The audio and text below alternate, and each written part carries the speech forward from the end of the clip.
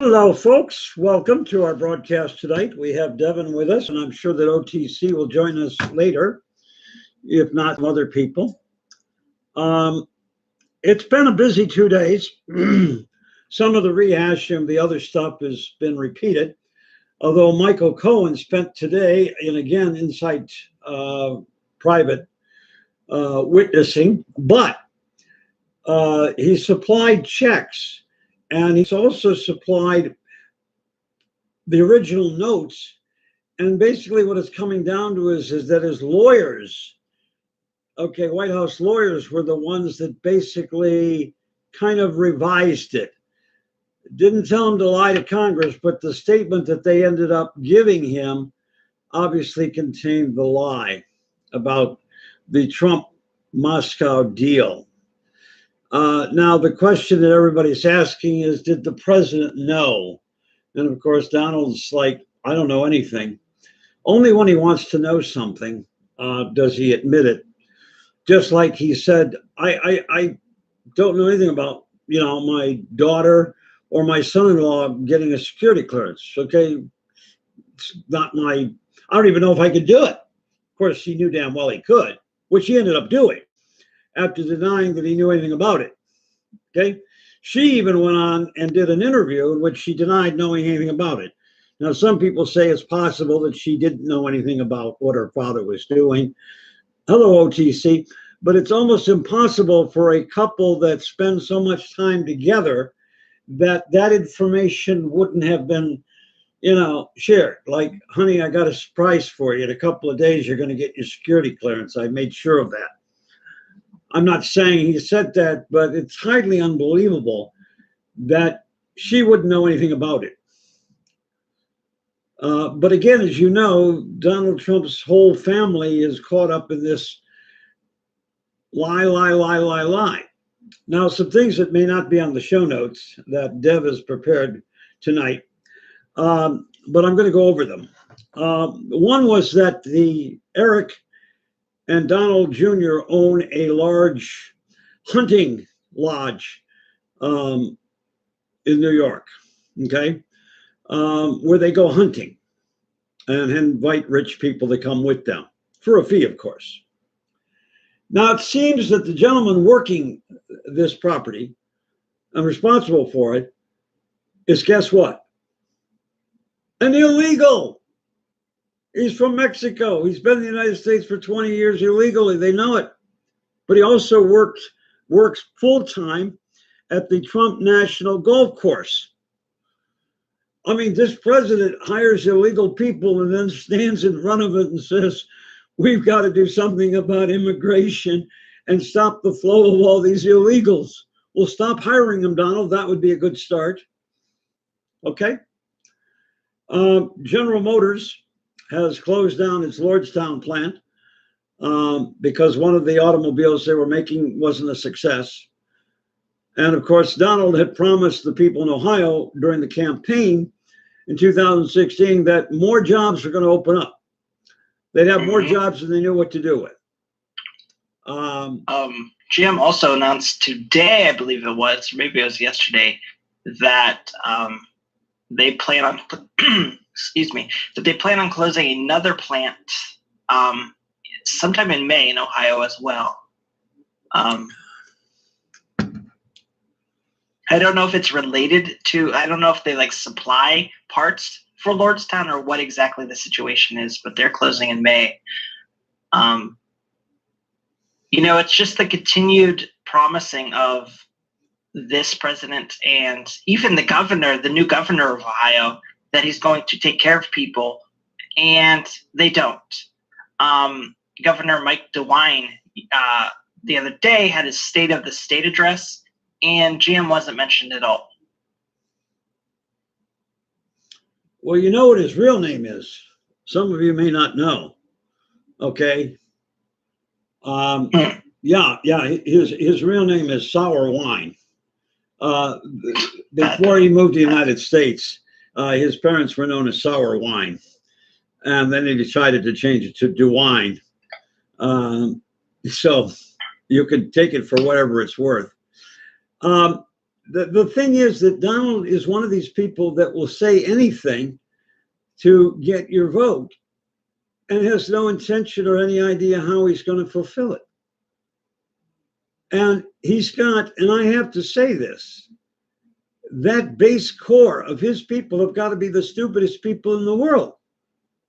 If they can't see by now that he's repeatedly lied to them, completely made false statements, they're either uneducated idiots with no education, not even kindergarten, or they're simply deaf or dumb.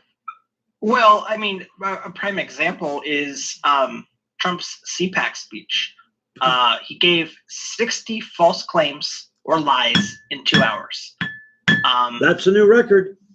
It is the most dishonest single event as president. Easily, not even close. You know, and it goes back to the whole idea of like Trump's base doesn't care. But they why? Don't care. But why don't they? Whatever he says, as long as, you know, they get what they want. The only parallel I can think of is really this, and I've seen it. There are certain bars in Cleveland, in the greater Cleveland area, that were known as drunks bars. These were bars where just basically people went who were drunks. That's why it was called the drunks bar. And I mean, these people would go there for no other reason. They were already smashed, but they'd go there to get even drunker. And you could tell them things like, oh, you just won the Ohio lottery, but in order for you to pick up your prize and get the address, I need $100 from you. Okay, so they dig in their pocket and give the guy $100. He'd give them a piece of paper with an address on it.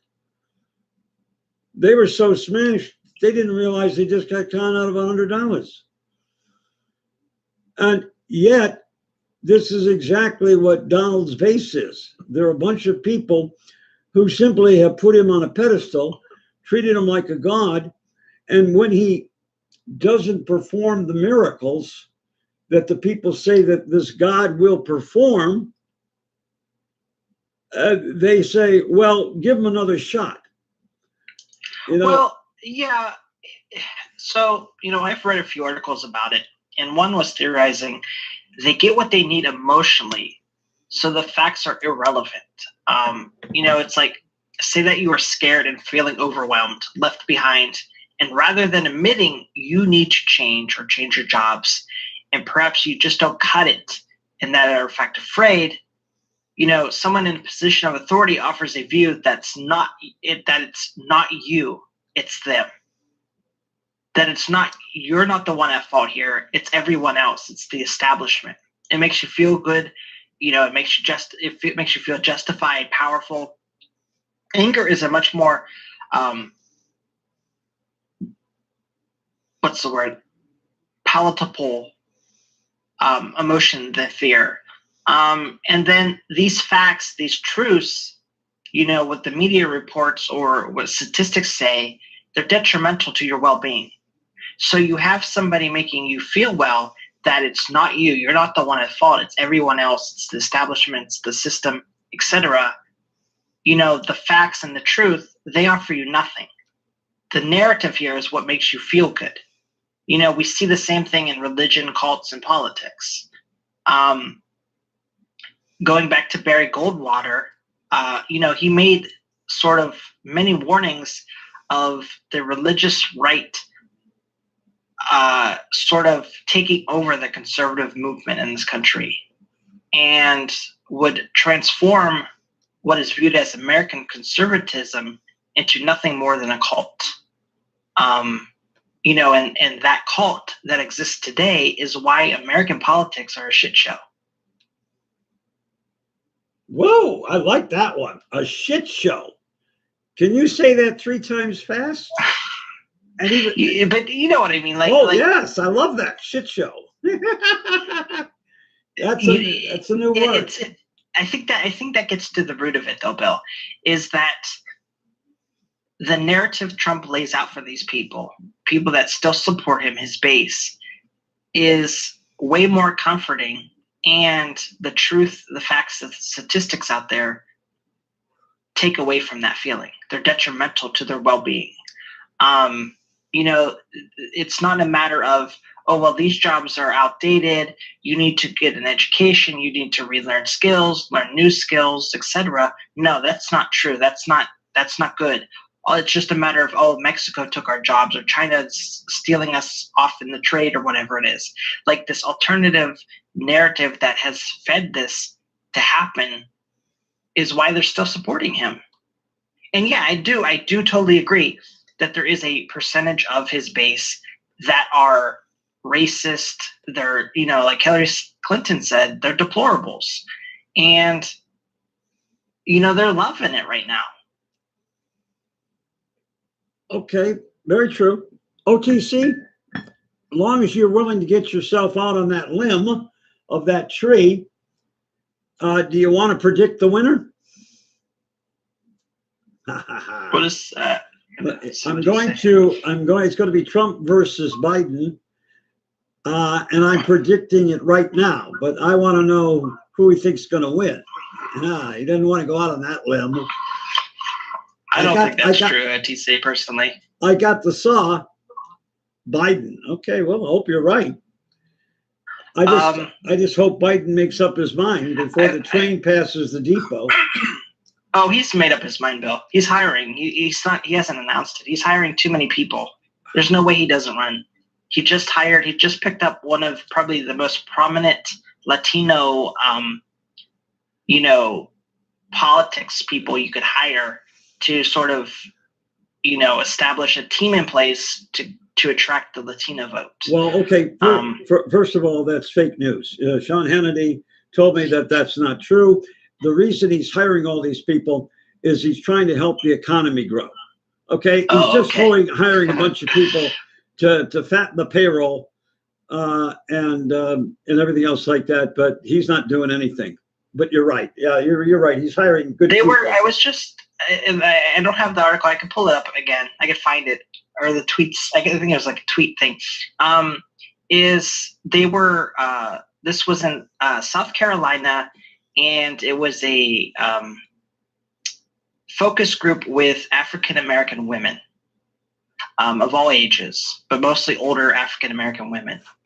And they were going through candidates on the Democratic side. So Biden, Elizabeth Warren, Kamala Harris, etc. And surprisingly, Biden got the best sort of comments of anybody. They weren't super negative on anybody in particular. Like, there wasn't a lot of like, oh, well, I would never vote for her type of attitude. But,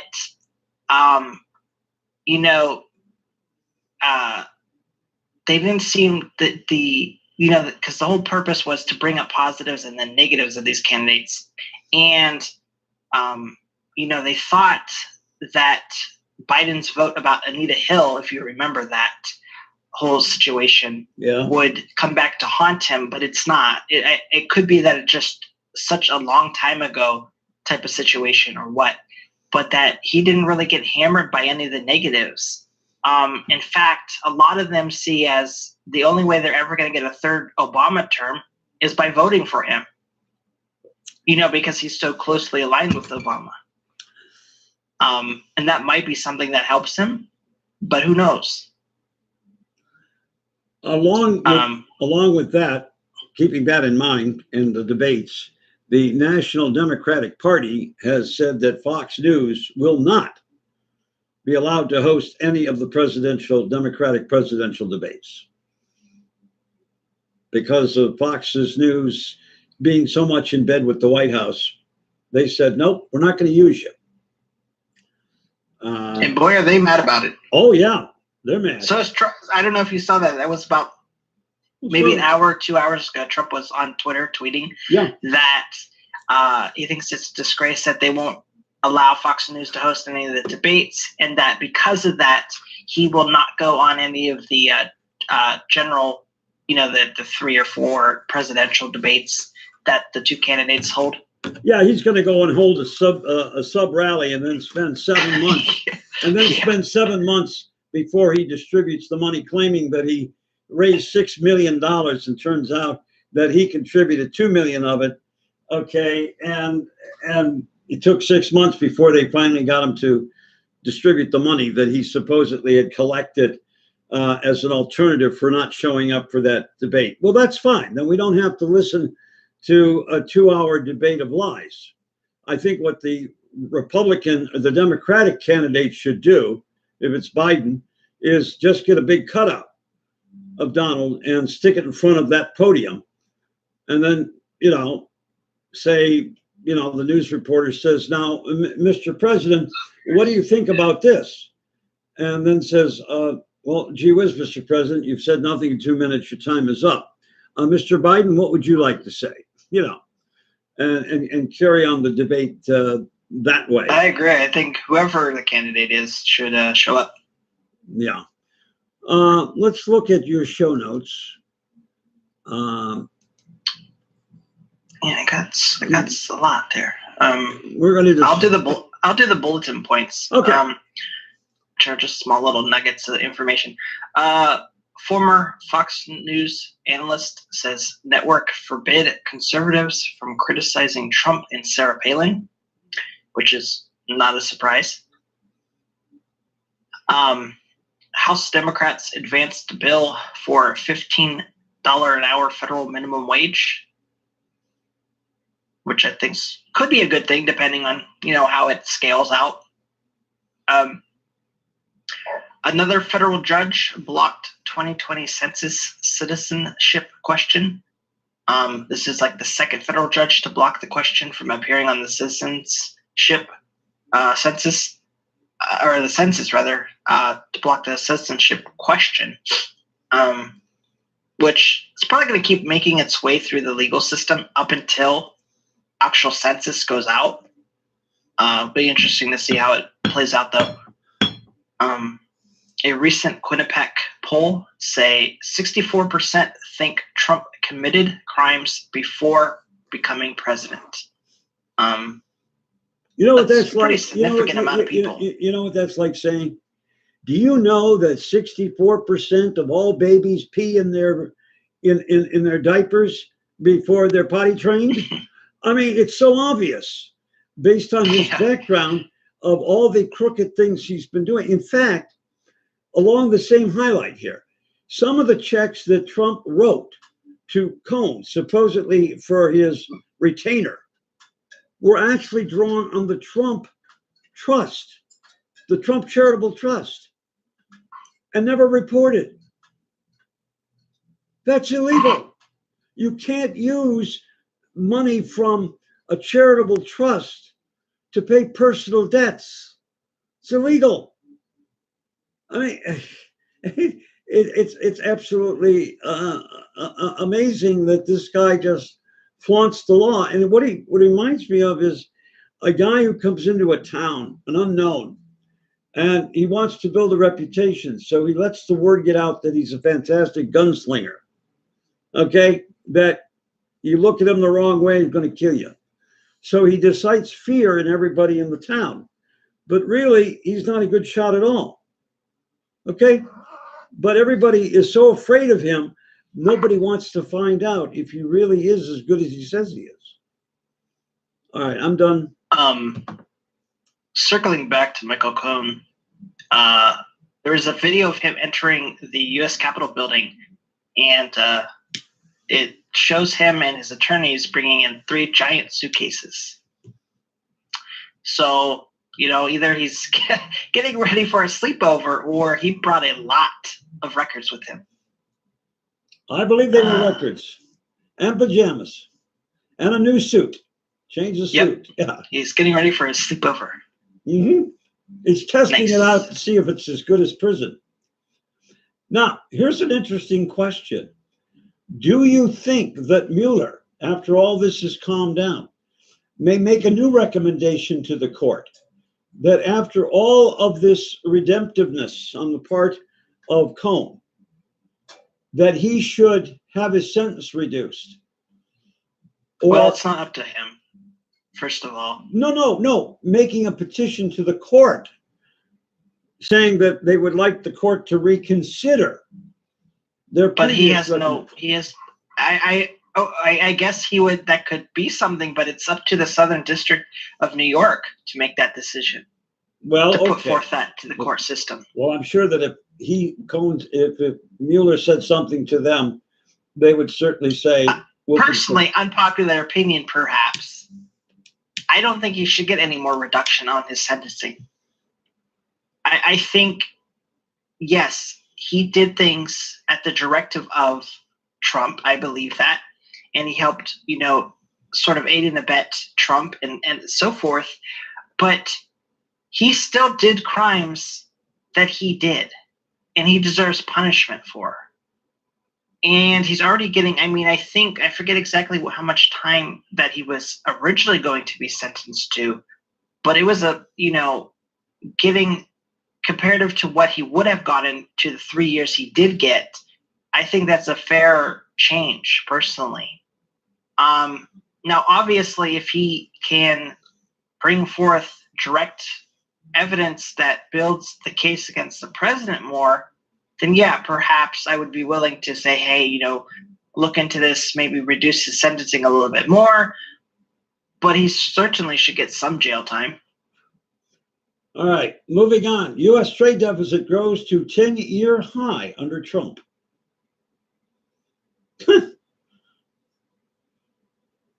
Boy, Donald, you're doing a great job.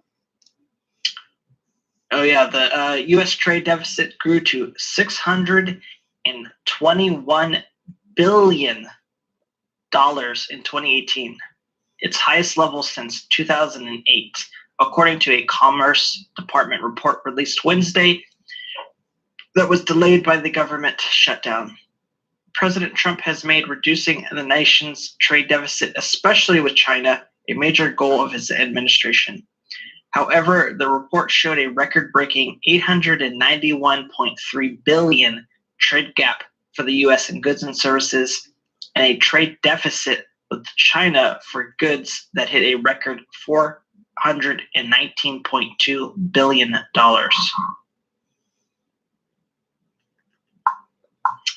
So, he's setting records, Bill. Yeah. He's setting records, all right. It comes back down to the same thing. It's like somebody that gets a new credit card. Like the kid graduates from college and he gets an American Express card. And he just can't resist going out and buying new clothes, new this, new that, a car, and there's nobody to say to him at American Express, you can't stop it. Okay? Stop it. Today, $10 billion is like considered a dollar. You and I would look at it as, they're just putting another bill together that's basically a dollar. No, it's $10 billion. Oh, wait a minute.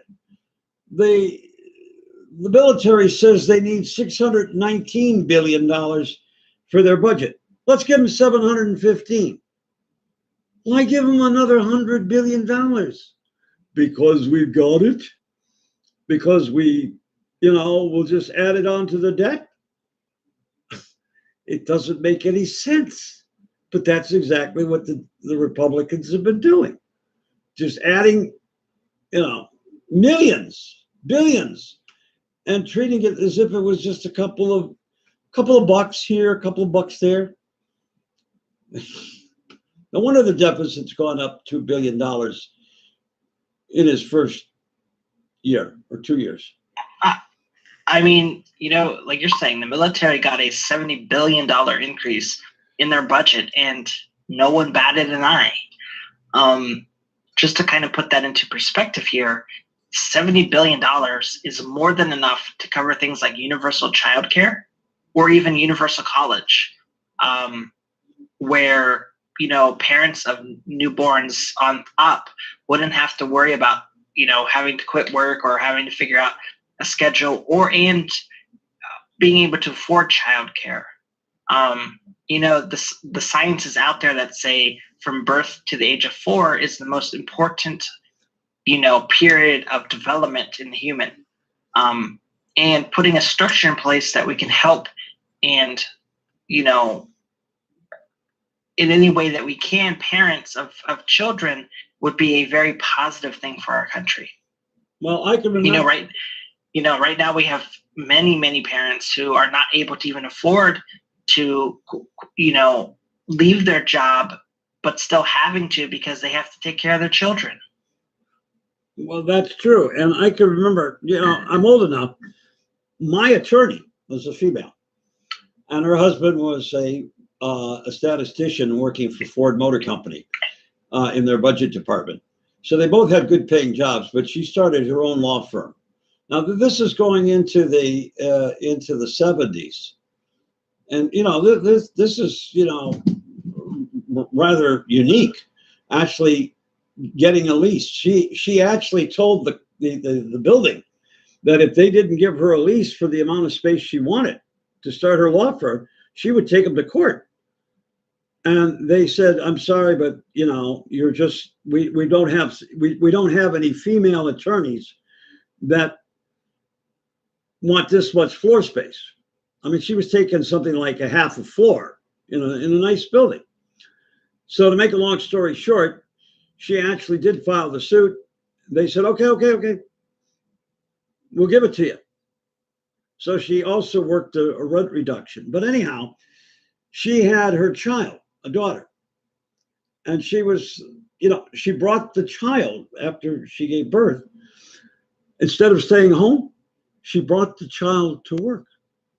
And there was in her office a crib, and the women, both lawyers as well as clerks, were just so delighted to have the child. I mean, she never had a problem feeding the child or babysitting it, because there was always somebody that said, "Oh, we'll take care of the child while you're in court." And for the first 4 years, that child came to work with her every single day. And somebody had asked her, in fact, somebody was me, "What if somebody else in your office has a child?" She says, "We'll extend the same privilege to them. They can bring their child to work, and we'll see that their child is looked after." She was one of the first women to offer this thing. Now, she would have given them paid leave had they requested it. That was the alternative. But when they saw the way everybody was doting over her own daughter, it was like, why would we want to keep this child at home? Okay? Because all these people are going around and making the child happy. Okay? And I talked to the daughter several years later when she was about 6 or 7. I said, "Do you remember that?" She said, "I don't remember the first 6 months, but she said, I remember a bunch of elderly women." That was her definition of anybody over 20. Of elderly women walking around and saying googly things to me, okay, changing my diaper, and everything else like that. And, it was just simply her way of doing it the way she would expect a woman to do it. And, her husband was happy because she'd come home in the evening, he'd have dinner prepared, they'd have dinner the next morning, the same thing, take the child to work. It was just a normal thing. So those are good things.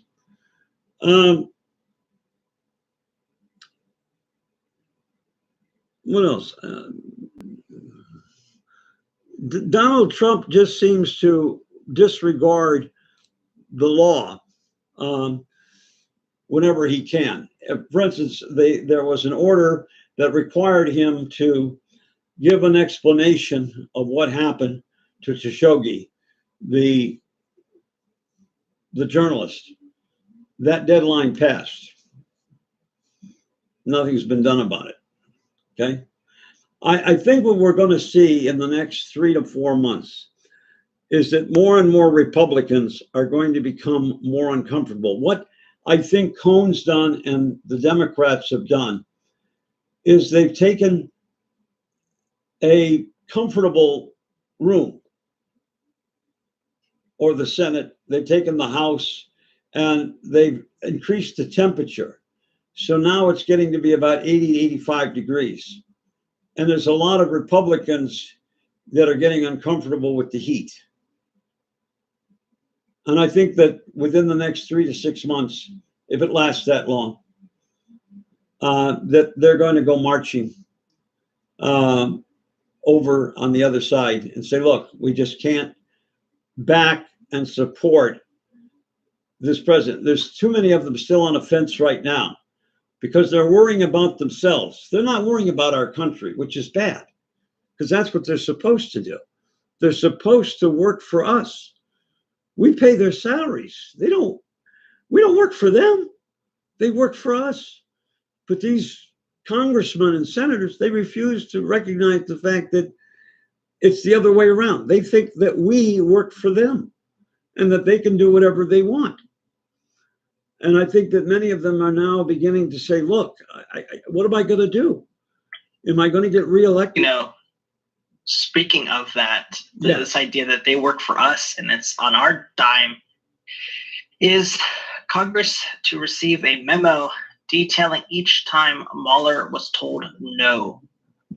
Upon the conclusion of Special Counsel Robert Mueller's investigation, Attorney General William Barr will be required to submit a memo to the House and Senate Judiciary Committees detailing each instance in which Mueller's supervisors rejected his requests, according to a Justice Department regulation highlighted by Politico. Why this matters? Regardless of what it reveals, the memo will be meaningful in the context of Mueller's broader findings. If it's blank or sparse, it would suggest that Mueller was able to carry out his investigation unimpeded. If it contains evidence of Mueller being blocked from taking certain actions, such as a presidential subpoena or some explosive indictment, it could provide grounds for further investigation by Democrats. Now, I'll tell you something interesting. Long before you were born, there was the Pentagon Papers. They were talking about a certain report that described our involvement in Vietnam. And Ellsberg leaked that. He stole it, leaked it, and brought it to the press. And that was known as the Pentagon Papers. That's what's going to happen with the Mueller report. I'll guarantee you that the original report will somehow get leaked and it'll be unredactive. Just like that one report, that one filing that somebody in the copy room made a mistake and what should have been blacked out wasn't blacked out. You're going to see that because I hope you're not going to spend $20 or $30 million or more and then have some clown by the name of Barr, okay, which I like to refer to as Monkey, okay, say, well, I'm sorry, but I can't release this because of DOJ requirements. It contains sensitive data. So all he said was, I found nothing. The report is complete. Thank you for your time and trust. Sincerely, Mueller. Okay. I agree. It's not going to work. That's going to get leaked, and we're going to find out everything. And I think what is happening now is we're beginning to see the groundswell. See, the same thing happened with Richard Nixon. Now, I was fortunate because at the time I was in high school, and my father, being a lawyer, knew Art Fisk, who was head of the Cleveland Law Library. Now, the Cleveland Law Library was one of the 6 institutions that was given the Supreme Court documents. And we had them in our office. One went to the Supreme Court of the United States. One went to the National Archives. One went to Cleveland. One went to New York. And one went out to Berkeley, I believe, in California. And I think one went to Harvard. In other words, they got the documents. Anything that was filed in front of the Supreme Court, they received these documents. So I was working there in the summer of Nixon's argument over the tapes. And I asked Art Fisk, could I take these briefs home? And he kind of looked at me and he goes, I didn't tell you could, but if you happen to know where they are and I need them tomorrow afternoon and they're there, I have no problem. So I go home with my briefcase and I'm sitting there we're having dinner, finished dinner, and I'm in the living room. And my father looks at me and says, what are you reading? I said, well, I'm reading the papers from the Supreme Court, the filings. He says, you've got the filings? They're never supposed to leave the law library. I says, is there a law against it? He says, no, but does Art know? I said, Art said that as long as he finds them tomorrow afternoon at 4:00, he has no problem. And they will be there.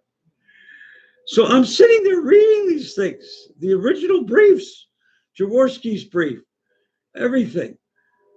Nixon's lawyers, John Dean's brief. I'm reading it all as in real time. And I think this is what's going to happen. The only difference between Nixon and Trump is that Trump will be besieged by his executives and said, Donald, you got to give it up. You're going to get impeached and they are going to convict you. Okay? You're not going to. I don't think that's going to happen. I think so. I think so. And I'll tell you why. I'll tell you why. Because there's just so far that you can go denying things that are coming out right and left with truthfulness. There's the problem. Even a crook sometimes says an honest thing. It's almost like the argument about a clock is right 2 times to the day. Even a clock that doesn't work is right twice a day. And I think this is what we're going to be getting.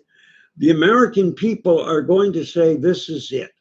And I don't think they're going to wait until the ballot box, because I don't think they trust this president enough to figure that he wouldn't try to do something to jerry-rig the election. Okay? I don't think they trust him enough, and they'll want to make sure that they don't need the ballot box to get rid of him. I think that's how serious it's getting now. See, impeachment is not something that you wake up one morning and say, okay, let's impeach the president. All in favor, say aye. No, it's gradual.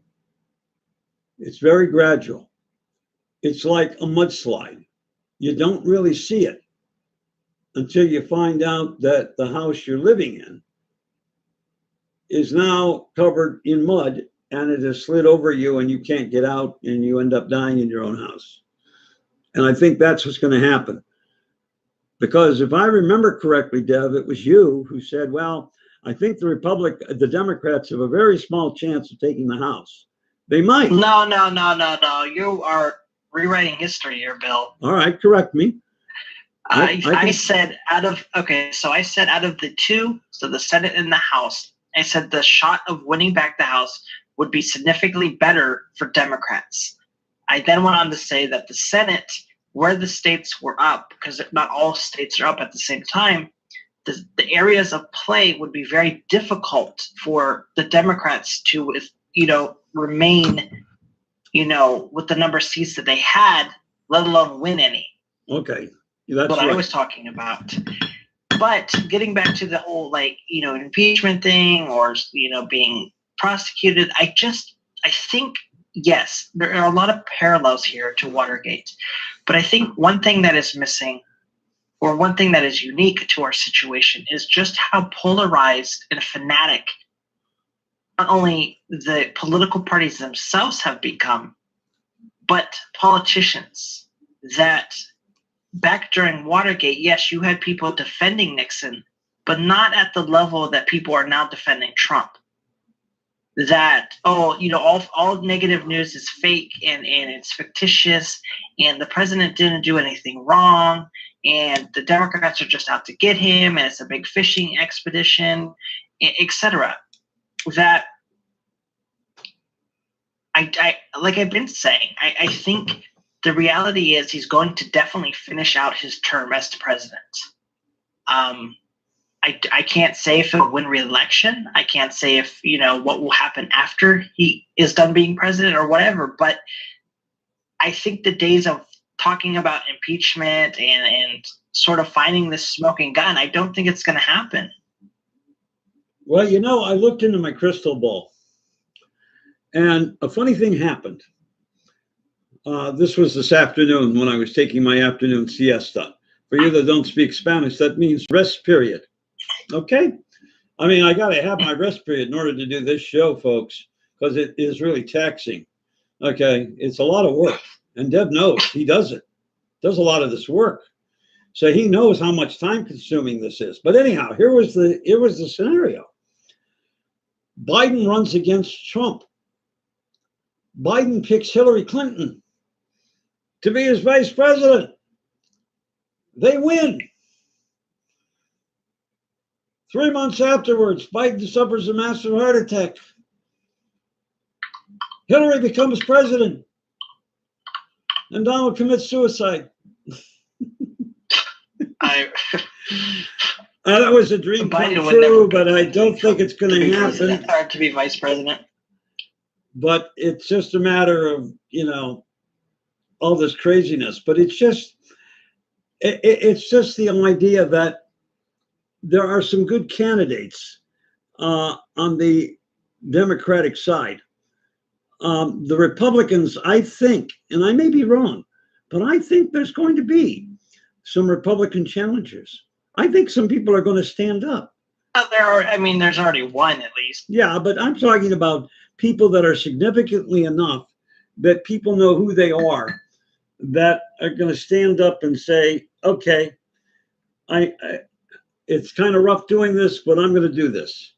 I'm going to stand up and I'm going to challenge the president of the United States for the Republican nomination.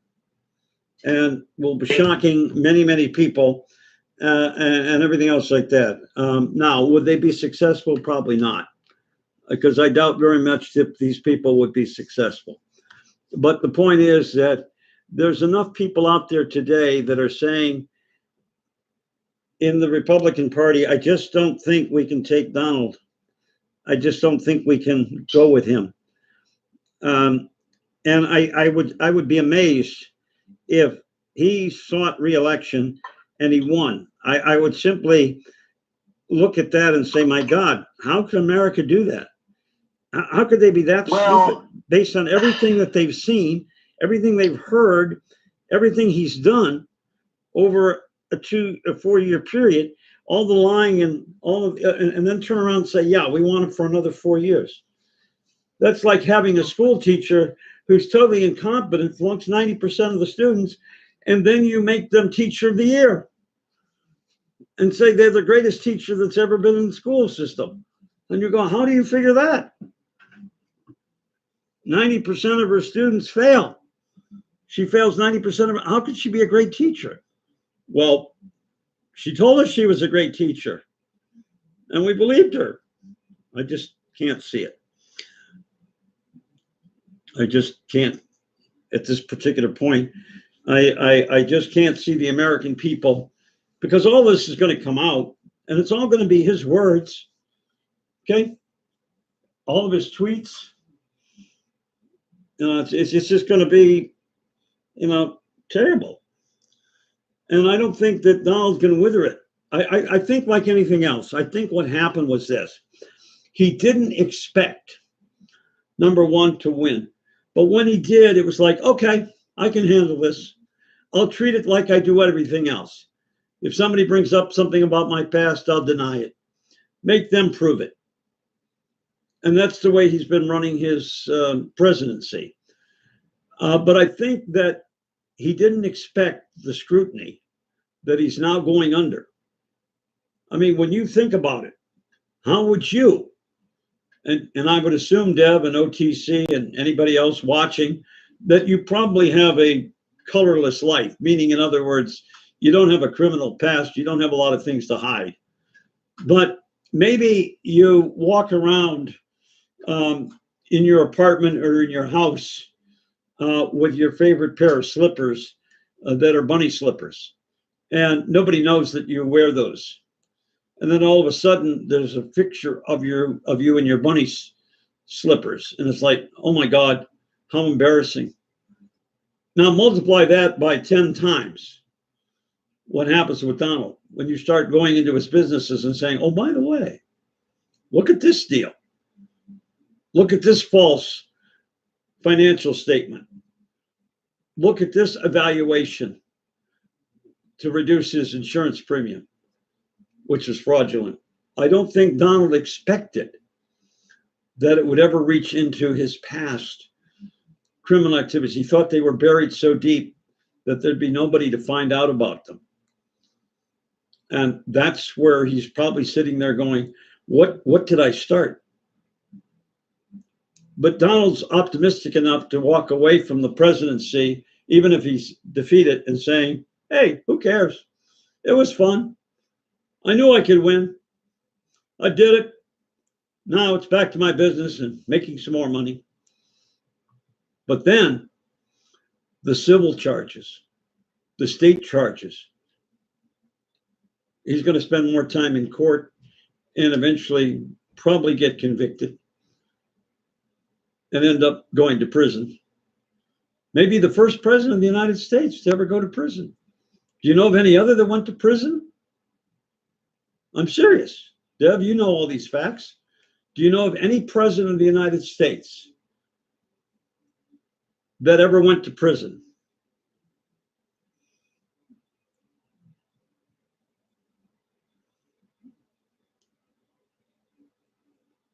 How long do you rest in the afternoon? A couple of hours. Well, yeah, but the thing, OTC, is Pence can pardon him on the federal level. But if the Southern District of Manhattan, who has these who's doing the criminal probes now on state level, he can't be pardoned for them. So he could end up going to prison, just like what's his name, Manafort. Okay, who also got convicted of state things. Okay, so the pardon isn't going to help him if they get some state things. Oh, there you are. Do you know of any president of the United States that's ever been sent to prison after they left office? No, there is none. There is none. Well, Donald may be the first. He may be the first president to leave office and then end up getting convicted by a jury in the Southern District. I think as a country, I don't think we'll ever see that bill. What? I think. No, he probably. I think it'll cause more issues than it solves. Now he'll go to Saudi Arabia. Okay, he'll go to Saudi Arabia and stay in one of his hotels in exile. Okay. I don't know. I mean, it's sickening. It is sickening to have this kind of a character in the White House. Well, that's the reason Ford pardoned Nixon, but that's what caused Ford not to get reelected or not get elected. Ford is one of the only 3 presidents that was ever made president and never achieved the office by election. Okay. And it's a sad thing, but that's what killed Ford. But that was probably the deal he cut with Nixon. I'll resign, you become president, which I know you want to be, and in return, you pardon me. And his attitude was, I'm doing it to heal the nation. What are you talking about, heal the nation? Didn't heal the nation. Okay. They were just glad to get rid of Nixon. The only problem that Ford had was he couldn't walk up a flight of stairs or down a flight of stairs without falling. That was his problem.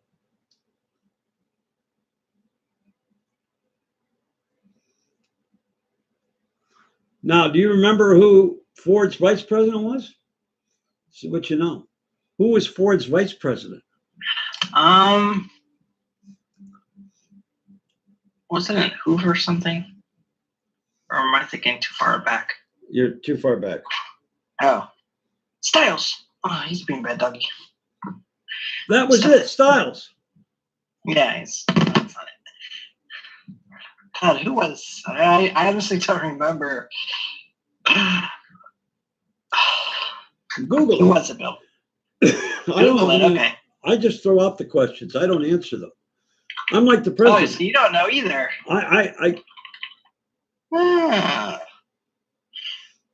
Oh, Nelson Rockefeller. Oh, Nelson. Yeah, the Ford, the Nelson found the Nelson, the Rockefeller family. Yeah, his grandfather was the founder of Standard Oil. Do you remember Jerry? Jerry. Wow. Jimmy Carter's vice president.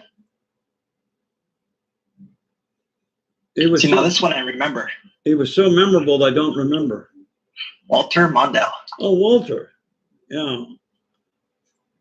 But nobody has been as great a vice president as Pence.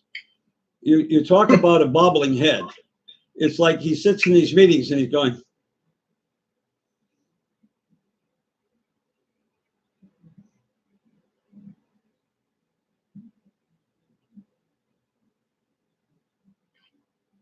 I think Jimmy Carter lucked out because of how bad Gerald Ford was.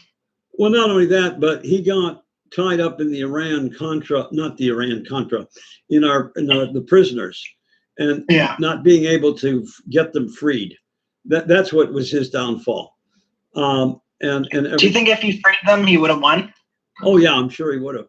Yeah, I'm sure that he would have been able to say that I'm a powerful president. And because the fact is that as soon as Ronald Reagan was sworn in, they released the prisoners immediately.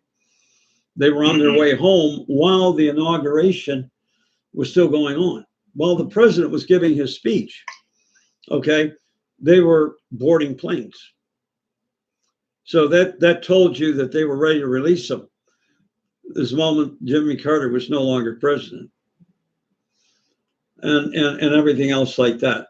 I think the other thing that still angers Donald is he knows he didn't win. He knows he won the election by default, not as an acclamation.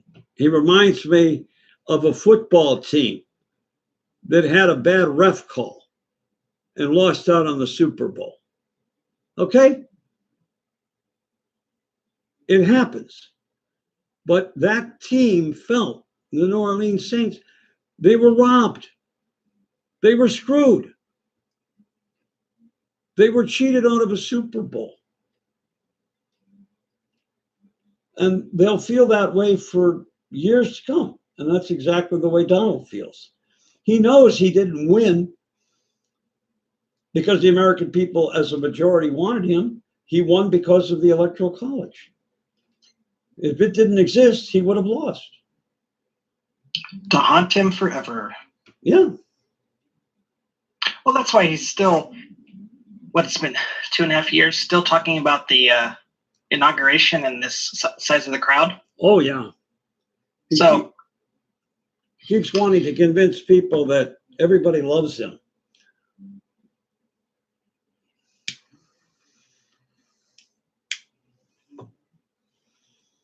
I mean, that's like somebody going around and saying, my best friends in my home, my favorite pet in my home is cockroaches.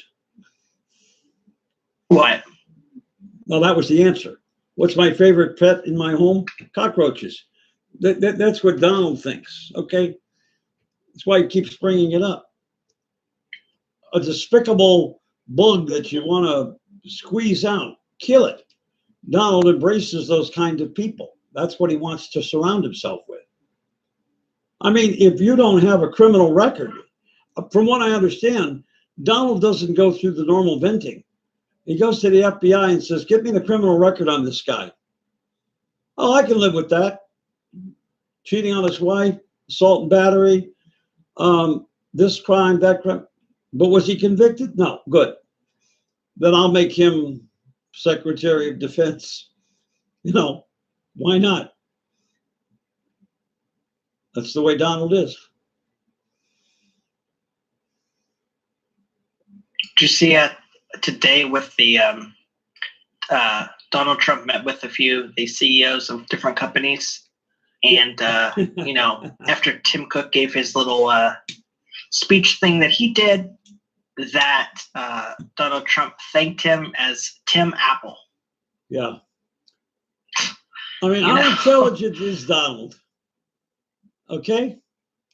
Classic Donald. And then he probably said they misunderstood him. Of course, it's always somebody else's fault. Well, Agnew was the vice president under Nixon until he was convicted of tax fraud in Virginia. Yeah, he had his own issues. Right. And then when he left, then Ford was elected.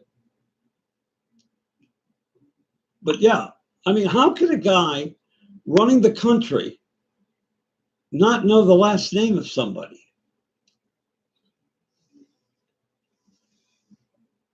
I mean, we know Deb's real name. It's Twinkletoe. In case you people don't know, it's Deb Twinkletoes. Yes. Yeah. It's me. Yeah. He Me. prances around Richard all the Nixon. time. When he gets bored, you know what he does? He puts a leash on his two dogs and gets out his snow skis and lets them pull him along. So he goes sleigh riding with his dogs. Very smart guy.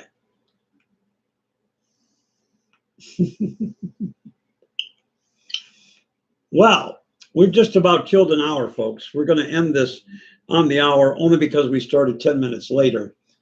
And, we've covered about everything we need to cover today. I'm sure that by Friday, there'll be more arguments, more fights, more this is not right, that's not right, this is lying, you're lying, we're all lying. Okay. I understand one thing. At the White House, they have a marvelous system there. They don't have any carpenters, any floor people, okay, to lay down carpeting, because there's so much lying going on. They just naturally fall on the floor and just end up staying there. Bad, folks. You rate them. I just give them. Okay. You wrote that one. No, Sean Hannity wrote that for me. He and I are really bosom buddies. He hates Donald. He really does. He's doing it as an act. He's just trying to convince people that he doesn't, that he loves the president when in fact he really hates him. You're pretty committed to Sean Hannity.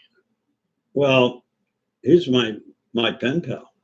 He writes to me, I write to him. He loves me. Nice. He sends me love letters. Along with Chris Cuomo from CNN. Yeah, they send me love letters. I have to be careful because I'm going to get one of them to call me up and say, who are you? I'll say, well, I just wanted to do something till you recognize my name. Oh, I'll tell you, folks, it's such a wonder to be alive today. Oh, yes.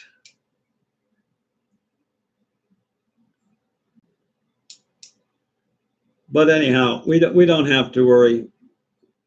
Donald is like a bad cold. Eventually, you get rid of it. You just don't know when. Okay? Could be a month from now, 2 months from now. I thought it was going to be 6 months after he got elected, but unfortunately, it went on longer than that. Styles, thank you for your contribution. See, Styles loves our show. Styles listens there. He's got his ears perked up. I think we covered everything we need to cover. Gee whiz, that's his subtle way of saying good night, Bill. It's the old, it's the modern day version of yanking you off the stage. Yes, where's the cane? Don't worry about it. Yeah. Oh, he died. McCain? Okay. Oh, boy. Okay. All right, folks, listen, thank you for everything. We've had a good broadcast. Thank you, Dev. Thank you, OTC. Thank you to our people that watch the show later on and get insight and wisdom and everything else like that. And we appreciate it. We'll be on Friday night. I'm sure we'll have some more goodies to talk about. So until then, I say peace. Have a good night. God bless America. Good night. Good night.